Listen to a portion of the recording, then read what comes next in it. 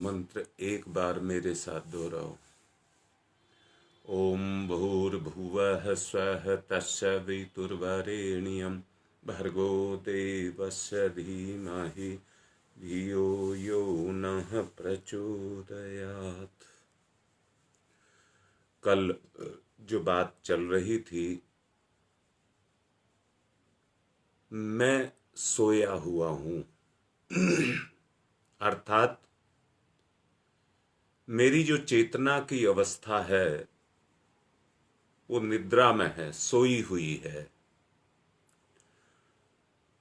जितने भी संकट हैं वो इसी के कारण हैं। आवश्यकता है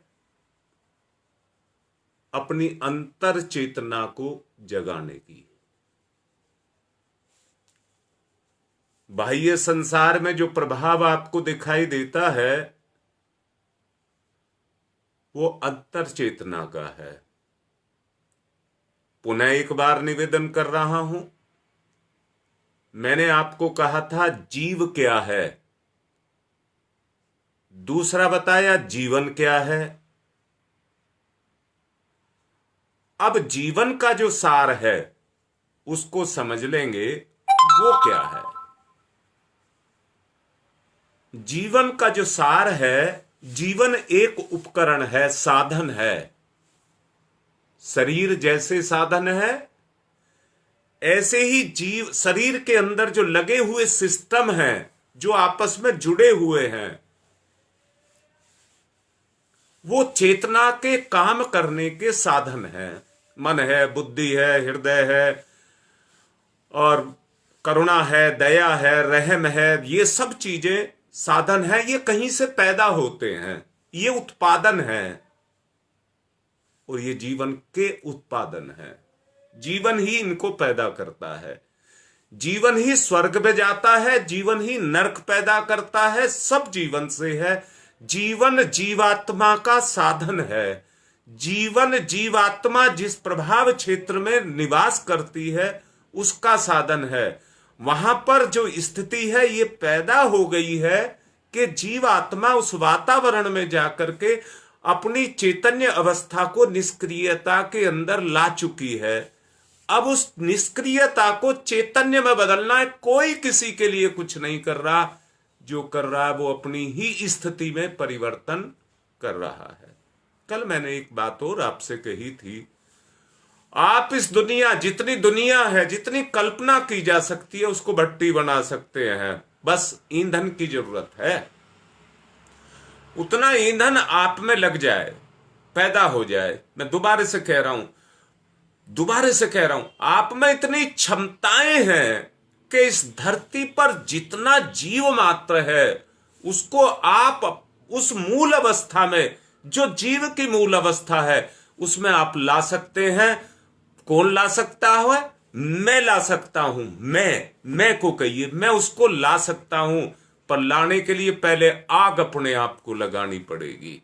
यानी कि उन ईश्वरीय साधनों में, यानी कि उस उच्च स्थिति में जो पराकाष्ठा कही जा सकती है, उस स्थिति तक आपको लेकर के अपने आप को जाना पड़ेगा। यहां फिर से बोल रहा हूं, हर रिजल्ट तो हर आदमी चाहता है पर स्तर नहीं चाहता। रिजल्ट तो हर आदमी चाहता है पर अपना स्तर वो नहीं बनाना चाहता। आत्मिक निवेदन कर रहा हूं, रिजल्ट तो अपने आप आ जाएंगे। आवश्यकता है उस अपने स्तर को उस स्तर का बनाने की, अपने आप को उस स्तर पर ले जाने की, अपनी योग्यता को ऊंचा उठाने की, उसकी आवश्यकता है। दुनिया में किसी तरह की किसी भाषणबाजी में कह दूं, उनकी आवश्यकता नहीं है। जो गंभीर हो जाए और अपनी वास्तविक स्थिति को देखे और उसमें उस परिवर्तन को लेकर के आए। मैंने कल चेतना के 5 गुण बताए थे जिनसे चेतना अपने आप को सक्रिय करती है। और रविवार को जितनी भी बच्चियां जोड़ी गई थी उनको उसके विषय में समझाया गया था। उस प्रवचन को आप सुन लें, कई बार कह चुका हूं मैं इसके बारे में। रविवार को 3 बजे जो प्रवचन दीपा के माध्यम से डाला गया है उसको आप सुन लें। उसमें मैंने कहा था प्रमाण, विपर्य, वृत्ति, स्मृति और निद्रा, ये 5 अवस्थाएं बताई थी जिसमें उसका व्याख्यान किया गया है। अगर इनकी वास्तविकता को आदमी समझ जाए, वास्तविकता को आदमी समझ जाए तो ये उस वास्तविकता का बाह्य ज्ञान होगा। बाह्य ज्ञान कहा है, आंतरिक ज्ञान तब होगा जब आप अपनी चेतना को उसके अनुरूप जगाएंगे। कष्ट, संकट, मुसीबतें, दुख, रोग, शोक, जितनी भी बीमारियां हैं उन सब को काटने की अवस्था आपके अंदर है। परंतु गति कहां से होगी? अपने से होगी। पहले अपने संकटों को काटिए। जब आप अपने संकटों को काटने की सामर्थ्य अपने अंदर पैदा कर लेंगे तो दूसरे के संकट भी काट सकेंगे। दूसरा तो मैं नहीं कहूंगा, अपनों के संकट भी आप काट सकेंगे। पहले अपने अंदर उस अवस्था को पैदा करिए। कुछ नहीं है ये सब चीजें, हमारी ही अपनी बिगड़ी हुई स्थिति है जिसके कारण हमको ये सब संकट की स्थिति में भोगना पड़ रहा है। चेतना कहां लगी है? कल मैंने आपको कहा था आग को कबाड़ में भी लगाया जा सकता है और सुगंधित और पवित्र चीजों में भी लगाया जा सकता है, यज्ञ में भी लगाया जा सकता है और उसको दूसरी किसी चीज में भी लगाया जा सकता है। आग मना नहीं करती। आग का तो अपनी निवेदन कर रहा हूं आपसे। आग के पास अगर बुद्धि होती तो किसी का घर नहीं जलाती, किसी का कारोबार नहीं जलाती, किसी का खेत नहीं जलाती, बस उसी को जलाती जो जलाने के लायक था, जिसको जलना चाहिए। पर आग से कोई मतलब नहीं है, आग को किसी से कोई मतलब नहीं है। उसका अपना काम है, जो उसके संपर्क में आया उस पर वो अपने काम को करेगी, उस पर अपने काम को करेगी। उसे कोई रोक नहीं सकता, क्योंकि उसके पीछे जो काम कर रही है वो परम सत्ता काम कर रही है। जिसने उसको गुण दिया है वो सत्ता काम कर रही है। मैं फिर से कह रहा हूं, इस इंसान की जरूरत जो परमात्मा को पड़ी वो इसलिए ही पड़ी कि ये सोच समझ करके उसकी शक्तियों का प्रयोग करता है, उसकी शक्तियों का प्रयोग करता है। इन शक्तियों का प्रयोग किसी को मारने, दुख देने, किसी का बुरा करने के लिए भी किया जा सकता है, पर इसी शक्ति का प्रयोग आत्म कल्याण, समाज सेवा, परोपकार, करुणा, किसी का भला, उसके लिए भी इसी चेतना का प्रयोग किया जा सकता है। मैंने ही आपको कहा था जब कबाड़ में लगती है तो दुर्गंध देती है, और जब यज्ञ में लगती है, अगरबत्ती में लगती है तो खुशबू देती है, चंदन में लगती है तो खुशबू देती है, पर जिसमें लगती है उसी की खुशबू देती है। फिर से समझिए, चंदन में लगेगी तो चंदन की खुशबू देगी, और जिस चीज में लगेगी उसमें से उसी की ही स्मेल निकलेगी, यानी कि उसी के प्रभाव को बढ़ा देती है, उसी के प्रभाव को बढ़ा देती है। आप गूगल में लगा दीजिए, जितने कृमि होंगे उनको मार देगी। जो गूगल में से धूम्र निकलेगा, जो गैस निकलेगी, वातावरण में अगर कीटाणु है तो उनको मार देगी। अब मैं भी आपसे कह रहा हूं, मैंने जिस आग की कही कही, उस चेतना की बात कह रहा हूं जो आपके अंदर लगी हुई है। अगर उस चेतना को जो प्रसुप्त अवस्था के अंदर पड़ी हुई है उसको हम जागृत कर दें और वो क्रियाशील हो जाए, तो जो उसके आसपास भरा हुआ है, कहां? आपकी सोच में,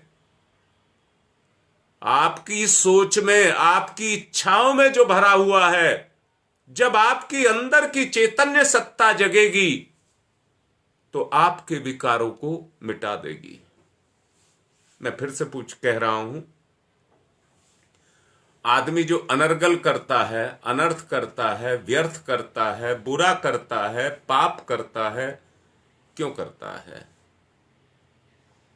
सिर्फ एक ही कारण है, इंद्रियों पर अपना नियंत्रण नहीं है। क्यों नहीं है? अपने पर विश्वास नहीं है, अपने पर भरोसा नहीं है, इसलिए ऐसा करता है। मैं ये समझा रहा हूं आपको, जितनी भी कलह हैं, आंतरिक कलह, पारिवारिक कलह, जितने भी विकार हैं, वो केवल उसका कारण ही ये है कि इंद्रिय संयम नहीं रह गया। इंद्रिय संयम नहीं रह गया। उसका दूसरा कारण क्या है? उसके कारण क्या हुआ? भगवान पर भरोसा नहीं रह गया। क्या हो गया? नास्तिक हो गया। नास्तिक हो गया, और जो नास्तिक हो गया वो संकटों से गिर गया। संकटों से घिरने का मतलब ही है नास्तिकता। इसलिए आत्मविश्वास को जगाना, अपने अंदर आत्मविश्वास को जगाना, यही अपनी सोई हुई, मूर्छित पड़ी हुई अवस्था को जागृत करना है। अब मूर्छित क्यों हो गई? मैंने कल कहा था, अंगीठी में कोयला जलता रहता है, अंगीठी में कोयला जलता रहता है, मिलकर के जलते हैं तो जलता रहता है, पर जो अहंकार में आ जाते हैं वो अलग थलग हो जाते हैं। अपने अस्तित्व को बताते हैं, अपनी विशेषताओं को बताते हैं। फिर से बोल रहा हूं, हर समय आदमी का मन उसकी बड़ाई करता रहता है। हर समय मन उसकी बड़ाई, किसकी बड़ाई? मेरी बड़ाई, मेरे में ये अच्छाई, मेरे में ये अच्छाई, और क्या करता है? उसमें वो बुराई, उसमें वो बुराई, उसमें वो बुराई, सब में बुराई और अपने में अच्छाई देखता है। अगर इसको उलट दें तो माया का प्रभाव खत्म हो जाएगा। माया का प्रभाव खत्म हो जाएगा और ईश्वरीय गुण सक्रिय हो जाएगा। अगर ईश्वरीय गुण को सक्रिय करना चाहते हैं तो मायाग्रस्त जो स्थिति है, जो हमको जकड़े हुए है, जो हमको जकड़े हुए है, अरे क्या आप अनुभव नहीं करते? रात को भर पेट सोए हैं पर पेट नहीं भरता। रात को पूरी तरह से खुल करके सोए हैं पर मन नहीं भरा और सोना है। खूब सुख ले लिए परंतु ना पेट नहीं भरा सुखों को पा करके, ना इच्छा पूरी नहीं हुई सुखों को पा करके, और पाना चाहते हैं, और पाना चाहते हैं, और पाना चाहते हैं। नहीं समझ रहे बात को नहीं समझ रहे। मूर्छा की स्थिति में जा रहे हो, मूर्छा की स्थिति में जा रहे हो, मूर्छा की स्थिति में जा रहे हो, मृत्यु को प्राप्त हो रहे हो, मृत्यु को प्राप्त हो रहे हो, जीते जी मर रहे हो, जी से जी मर रहे हो।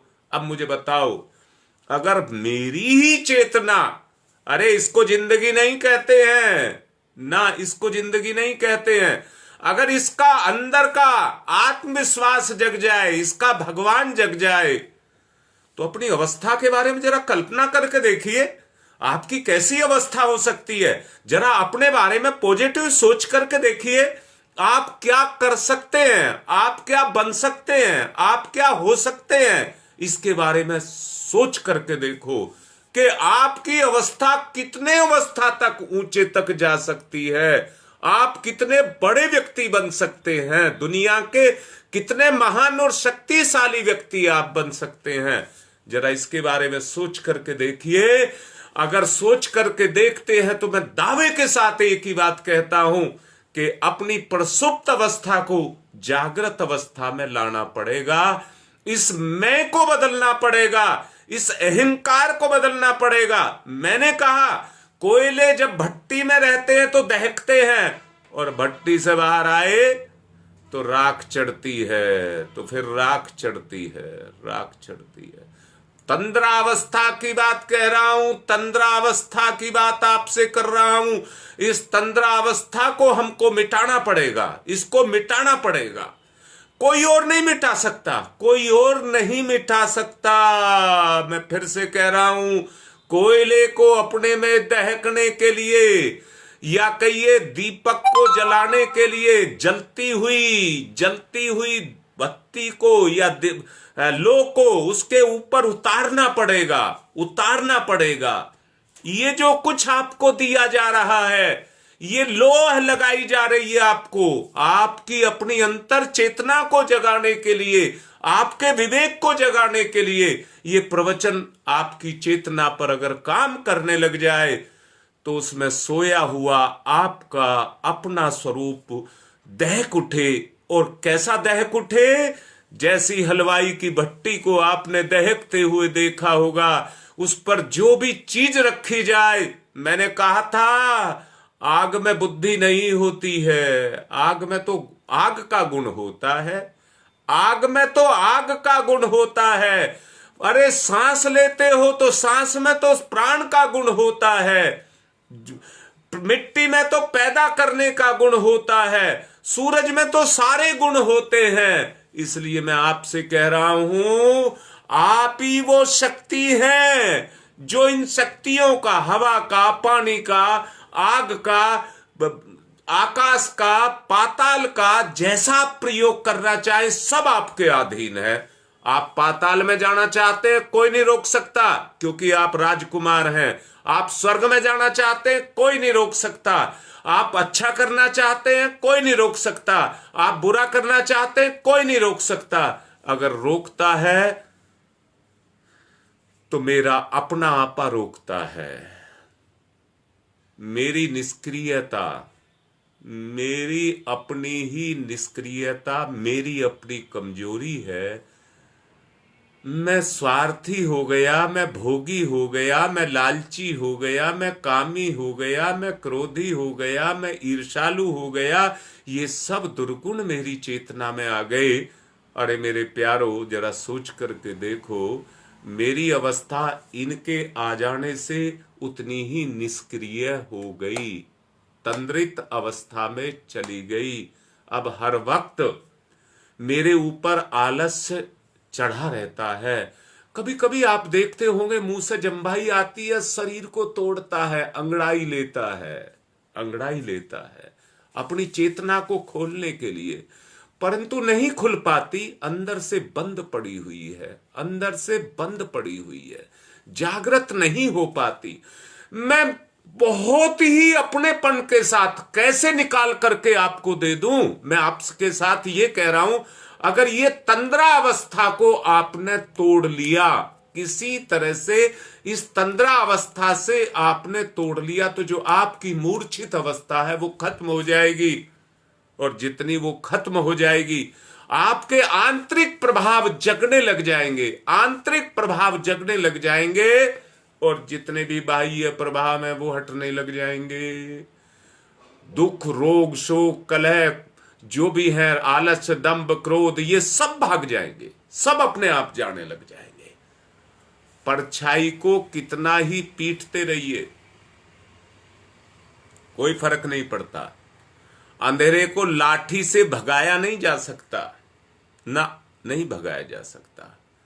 बस केवल एक ही चीज है, अंधेरे में प्रकाश की जरूरत है, जिंदगी में विवेक की जरूरत है, जिंदगी में विवेक की जरूरत है।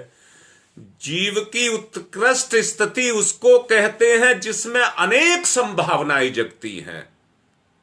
जीव की उत्कृष्ट स्थिति इसी को कहती हैं जिसमें उसकी अनंत संभावनाएं जगती हैं। जो पकड़ लिया वो उसका, जो पकड़ लिया वो उसका, पकड़ लो, सब आपके पास है। इसी को अवसर कहते हैं, इसी को अवसर कहते हैं। भगवान कितने अवसर देता है, और ये जिंदगी भी एक अवसर है, ये जिंदगी भी एक अवसर है। वरना मौत चारों तरफ से इसको जकड़े हुए है, खत्म कर देगी सब कुछ खत्म कर देगी। जैसे अवसर का सदुपयोग ना करके उस मौके को आदमी गंवा देता है, उस मौके को आदमी गंवा देता है, ऐसे ही ईश्वर ने ये अवसर हमको दिया है। इस अवसर का सदुपयोग कर लीजिए, इस अवसर का सदुपयोग कर लीजिए। अगर अवसर का सदुपयोग कर लेंगे तो आपकी अंतर चेतना खुल जाएगी, जग जाएगी। गायत्री मंत्र का जो चरण है, दूसरा चरण, वो यही कहता है, भर्गो देवस्य धीमहि। हे मेरे प्राणनाथ परमेश्वर, हे शक्ति के स्रोत्र, हे प्राणदाता, तू मेरी जीवन को प्राण दे दे, मेरे शरीर के साथ मेरे जीवन को प्राण दे दे, मेरी सोई हुई शक्तियों को फिर से जगा दे। मैं फिर से कह रहा हूं, वायु के अंदर जो अपने प्राण तत्व को घोलता है, नाक के अंदर से जाकर के शरीर में जो तंत्र लगा हुआ है, श्वासन तंत्र लगा है, वो उसको सोख लेता है। परंतु हे मेरे परमात्मा, मुझे उस सद्बुद्धि को दे दे, मुझे उस सद्बुद्धि को दे दे, जिससे मैं अंतःकरण में सोई हुई अपनी चेतना को जागृत कर लूं। भर्गो देवस्य धीमहि, और मैं देव स्वरूप को प्राप्त हो जाऊं।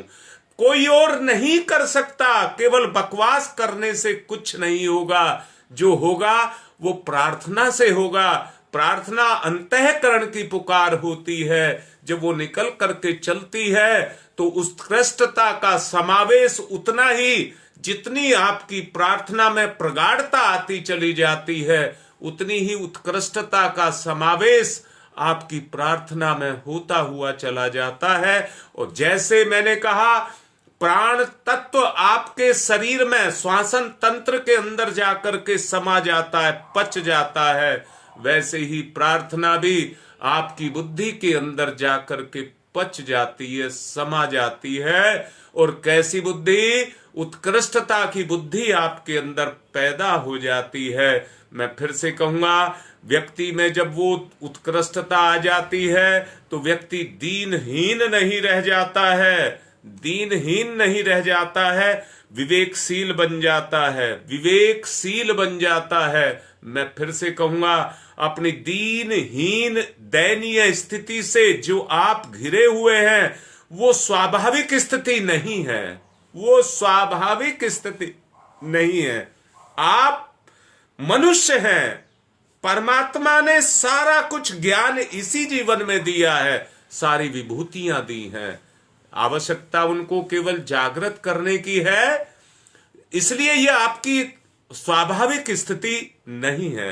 अगर वास्तव में हमारी स्वाभाविक स्थिति को देखा जाए तो ये मूढ़ता का जो अभिमान हमारे ऊपर चढ़ा हुआ है, ये बंधनों की जकड़न है। शरीर और मन को इतनी कष्टकारक जकड़न से उसने बांध करके रखा हुआ है कि हम उसको तोड़ नहीं पाते हैं, तोड़ नहीं पाते हैं, और उसके कारण अनेक तरह के कष्टों को भोग रहे हैं। मैं फिर से कहूंगा, ये चीजें ऐसी हैं कि भुक्त भोगी ही इनको जान पाता है, हर किसी को वो समझ नहीं आती है। भुक्त भोगी ही उनको जान पाता है, हर किसी को इस बात का ज्ञान नहीं होता है। आवश्यकता इसी बात की है कि हमें अपने हाथ पैर कस करके, मुंह पर पट्टी बांध करके, जो उसने अंधेरी कोठरी में हमको डाल करके रखा हुआ है, उन बंधनों को तोड़ने की आवश्यकता है, उन बंधनों को तोड़ने की आवश्यकता है। उस काल कटोरी में, कोठरी में, जिसमें हमको बांध करके रखा हुआ है, मुंह भी बांध करके रखा हुआ है, हमारी अंतर की पुकार, अरे इस मुंह को नहीं कह रहा हूं, अंतर की पुकार, निकलती ही नहीं, चाह करके भी नहीं निकलती। तो प्रार्थना तो तब पैदा होगी, मैं फिर से कह रहा हूं, अगर दुनिया में किसी को कोई लेने का तरीका है तो प्रार्थना है। आप संसार में भी देखते होंगे, किसी से कुछ मांगते हैं तो उसकी मर्जी है आपको देना दे, उसकी मर्जी है। मैं फिर से कहता हूं, एक मांगने वाला तो उसको कहते हैं जो चौराहे पर भीख मांगते रहते हैं, उसको भिखारी कहते हैं। देने वाला जब उसको देता है, अगर देने में आता है तो रुपया, 2 रुपया, 10 रुपया दे देता है। तरस खाता है तब देता है, तरस खाता है तब देता है, नहीं तो झिड़की देता है, झिड़की देता है। परंतु एक मांगने वाला वो भी है जो अपने भगवान से मांगता है, भगवान से मांगता है। जब आप सड़क पर खड़े हुए भिखारी को झिड़की दे देते हैं, इसलिए दे देते हैं कि आपकी दया, आपका रहम, आपकी करुणा नहीं जगी, नहीं जगी, तो आपको क्यों दे देगा, क्यों आप उसको दे देंगे। प्रार्थना वही चीज है। एक बच्चा अपने माता पिता से लेता है, उनसे चिपटता है, उनसे चिपटता है और चिपट करके उनसे गिड़गिड़ाता है। मैं कह रहा हूं ऐसे गिड़गिड़ाने की बात नहीं कह रहा, दीनहीनता की बात नहीं कह रहा, क्योंकि उसका हक है उनके ऊपर। माँ बाप उसको हक देते हैं। अंतर की स्थिति को समझना, जहां पर वो मातृत्व और पितृत्व से बंधे हुए हैं, वहां पर गुण काम करता है, गुण काम करता है।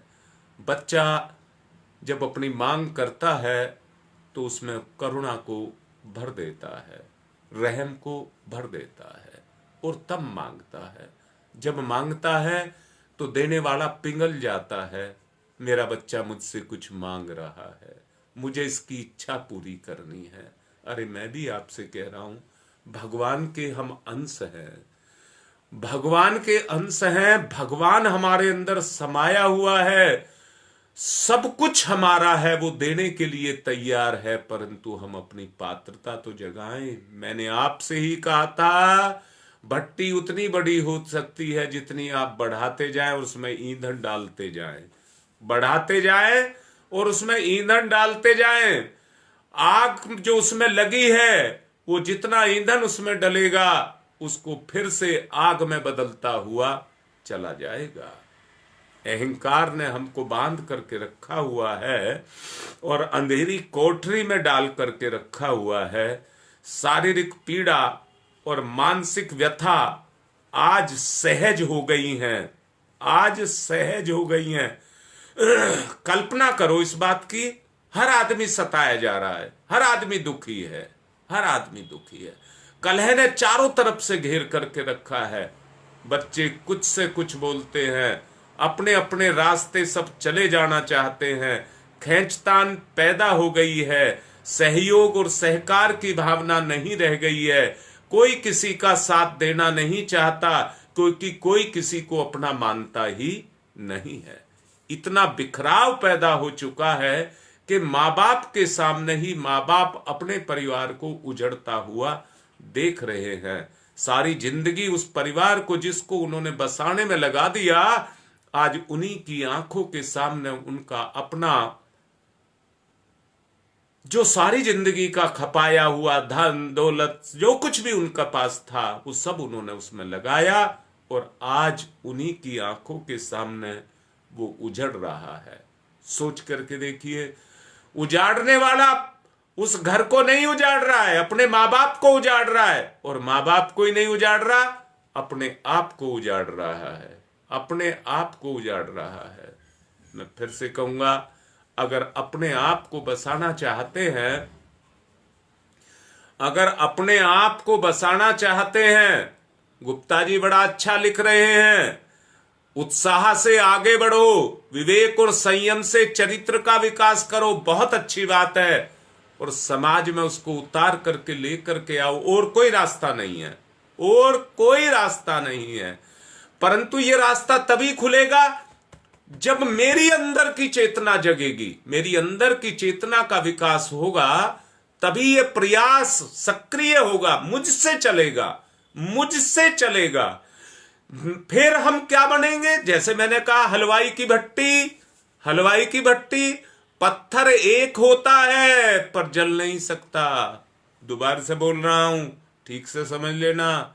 जब तक पत्थर के टुकड़े नहीं होंगे नहीं जलेंगे, नहीं जलेंगे। पर जब, क्योंकि जितना बड़ा पत्थर होगा उतनी बड़ी आग चाहिए उसको जलाने के लिए, उतनी बड़ी आग चाहिए। वो पीता रहेगा गर्मी को पीता रहेगा, जलेगा नहीं, जलेगा नहीं। पर जब उसे छोटा कर दोगे तो छोटी सी बत्ती लगाता है जलाने वाला हलवाई, छोटी सी बत्ती लगाता है, और वो ऐसी भक से बढ़ती चली जाती है कि आधे घंटे के अंदर भट्टी सुलग जाती है, भट्टी सुलग जाती है। मैं फिर से कह रहा हूं, अपने आप को कोयला बनाना पड़ेगा, फिर मिल करके सबको जलना पड़ेगा, मिल करके जलना। अकेले कर ही नहीं सकते, अकेला कोयला जल ही नहीं सकता। मैं कह रहा हूं, अगर हलवाई की भट्टी के अंदर बंधे हुए जो कोयले होते हैं आप उनको बखेर दीजिए, वो वहीं पर पड़े हुए बुझ जाएंगे। जो अकेले कोयले की स्थिति होगी वो उसकी भी हो जाएगी। और आज यही चीज हमारे घर, परिवार, समाज, उसके अंदर फैलती जा रही है, अहंकार के कारण, अहंकार के कारण। इसलिए मैं आपसे कह रहा हूं, जो अपनी मूर्छित अवस्था है उस मूर्छित अवस्था को जागृत अवस्था के अंदर लेकर के आना पड़ेगा। स्कूल में जब पढ़ाया जाता है तो बच्चे को होमवर्क भी दिया जाता है। जो पढ़ाया जाता है उसमें बच्चे को पारंगत भी किया जाता है। पारंगत शब्द लगा रहा हूं, उसको पारंगत भी किया जाता है। जब उसमें वो पारंगत हो जाता है तो जो विषय है वो विषय उसके अंदर जागृत होता जाता है। उस विषय से संबंधित जितनी भी समस्याएं आती हैं या सवाल आते हैं उनको वो हल करता जाता है, क्योंकि उसमें सिद्धांत, जो विषय है वो सिद्धांत है, वो सिद्धांत उसके अंदर उतार दिया तो वो समस्याओं को अपने आप हल करता चला जाता है। इस इंसान को भगवान ने इसलिए धरती पर उतारा था कि ये धरती को सुंदर से सुंदर, अच्छे से अच्छा, उत्कृष्ट से उत्कृष्ट बनाना चाहता है। तो ये बनाने का जो साधन है ये इंसान है। मैं हूं, मैं सबको नहीं कह रहा, मैं अपने आप को कह रहा हूं, मैं हूं। मैं उत्कृष्ट बनूंगा तो जैसे आग जलेगी, आग से जो उसके संपर्क में आएगा उसको भी शोला बना देगी। ऐसे ही जो संपर्क की बात आपसे कर रहा हूं, मैंने कहा आग के पास प्रभाव होता है, ज्ञान नहीं होता है, ज्ञान नहीं होता। ज्ञान आपके पास है, क्या जलाना है, किसी चीज के आकार को बदलने के लिए क्या क्या आपको करना है, वो ज्ञान आपको है। अगर वो ज्ञान आपका जागृत हो जाए, उसी को विवेक कहते हैं, अगर वो ज्ञान आपका जागृत हो जाए तो सचमुच परिवर्तन संसार में नहीं, अपने अंदर, पहले अपने अंदर आएगा। और आपका प्रभाव, जैसे आग का प्रभाव, प्राण का प्रभाव, आप कहिए पानी का प्रभाव, आप आकाश का प्रभाव, ये सब प्रभाव हैं, वो अपने अपने काम को कर रहे हैं। पूरे ब्रह्मांड को, व्योम को अपने में बांध करके रखा हुआ है। ऐसे ही जब आपका अपना आपा स्वयं सक्रिय हो जाएगा, जब आपका स्वयं सक्रिय हो जाएगा तो उसी तरह से विकास इस दुनिया का होता हुआ चला जाएगा। हर प्राणी की स्वाभाविक स्थिति पैदा हो जाएगी, प्राणी की स्वाभाविक स्थिति पैदा हो जाएगी। सच बताओ, आपने कबूतर देखा होगा, अगर आपको कबूतर देख ले तो देखते ही उड़ जाएगा। आपको कबूतर देख ले तो देखते ही उड़ जाएगा। क्यों उड़ जाएगा? क्योंकि वो आपके अंदर के विचार को जानता है कि मैं इसकी पकड़ के क्षेत्र में रहा तो ये मुझे पकड़ लेगा, मुझे पकड़ लेगा। उसको अपने जीवन का संकट दिखाई देता है, इसलिए आपसे जान बचा करके भाग जाता है, आपसे जान बचा करके भाग जाता है। परंतु अगर आपका अंदर की उत्कृष्टता जाग जाए तो वो तो आकर के आपके कंधे पर बैठ जाएगा, क्योंकि वहां पर क्या जग गया? प्यार। प्यार। मैं कहता हूं उस कबूतर के लिए आप भगवान हैं, उस कबूतर के लिए आप भगवान हैं। वो कबूतर उस भगवान को नहीं जानता क्योंकि उसके अंदर उतना ज्ञान नहीं है। मैं कबूतर का केवल उदाहरण दे रहा हूं। इस दुनिया में 84 लाख योनियां हैं। अगर वो सब अपनी स्वाभाविक स्थिति में आ जाएं, मैं तो कह रहा हूं विषाणु भी है, अगर वो अपनी स्वाभाविक स्थिति में आ जाए, जैसे आप सबको मार देना बगैर मतलब के आप जा रहे रास्ते में, कबूतर अगर आपको मिल गया, अगर नहीं उड़ा तो आप उसे सताएंगे, आप उसे सताएंगे। क्या उस धरती पे उस कबूतर का हक नहीं है? मैं फिर से कह रहा हूं, आप स्कूटर पर जा रहे हैं, आप कार में बैठ करके जा रहे हैं और रास्ते में कुत्ता सोया है, आपके रास्ते में कुत्ता सोया हुआ है। मुझे बताओ, क्या कुत्ते का हक नहीं है इस धरती पर? जिस पर आपका हक है, कुत्ते का भी तो हक है। जो आत्मा आपके अंदर है वो कुत्ते में भी है। परंतु ना, हम तो कुत्ते पर गाड़ी चढ़ा देंगे, अपनी जान बचाने को वो अपने आप भागेगा, नहीं भागेगा तो रोंदा जाएगा, नहीं भागेगा तो रोंदा जाएगा। हमें अपना आपा, अपना स्वार्थ दिखाई देता है। मैं नहीं कह रहा कि आपके रास्ते में कुत्ता सोया तो आप रास्ता बदलिए या बदल कर उसको प्यार से उठाइए, कहिए मुझे रास्ता चाहिए इसलिए हट जाइए। आपकी भाषा को नहीं समझता है, आपकी भाषा को नहीं समझता है। पर क्या आपको कुत्ता हटाना नहीं आता है? आप सम्मान का उसका भी करिए और सम्मान के साथ उसे हटाइए और अपना रास्ता बनाइए। मैं आपसे कह रहा हूं, अगर आपका स्वयं जागृत हो गया, आपका अंतःकरण अगर जागृत हो गया, तो उसके जागृत होने से आपके अंदर वो भावनाएं, या कहिए आपकी जो प्राकृतिक अवस्था है, वो प्राकृतिक अवस्था आपकी जगती हुई चली जाएगी। अगर प्राकृतिक अवस्था आपकी जगती चली गई तो समझ लेना आपके स्वभाव में उतरती चली जाएगी। आप फिर किसी का बुरा नहीं, अपना भला करेंगे। इसी क्रम को आगे बढ़ाते रहेंगे। मैंने कहा, 2 दिन पहले कहा था, मैं परिवर्तन कर रहा हूं। और परिवर्तन करने का मतलब है, जो अभी आपने प्रवचन में सुना, उसको प्रयास करें, अपने अंदर जागृत करने का, अपने अंदर जागृत करने का उसको प्रयास करें। अगर आप प्रयास करेंगे तो समझ लेना आपका अपना आपा जागृत होने लग जाएगा। मैं पुनः निवेदन करके कह रहा हूं, जितना आप अपने आप को जागृत करेंगे उतना ही लाभ आपको मिलेगा। मेरा आत्मिक निवेदन है, इसको आप स्वीकार करें। बार बार कह रहा हूं, प्रार्थना कर रहा हूं, इसको आप स्वीकार करें। अगर आप जागृत होंगे तो मेरा लाभ आपको और आपका लाभ मुझको होगा। दोनों मिलकर के आगे बढ़ेंगे, जोड़ियां बनेंगी, साथ मिलेगा, सहयोग मिलेगा, एक नया रास्ता खुलेगा आगे बढ़ने का। गुप्ता जी ने अभी लिखा था, समाज में हमको उतरना है, पर पहले अपने आप को बदलना है, तभी हम दुनिया को बदलने का बीड़ा उठा सकते हैं, युग निर्माणी बन सकते हैं, परम पूज्य गुरुदेव का काम कर सकते हैं, उनकी शक्ति का इस्तेमाल कर सकते हैं।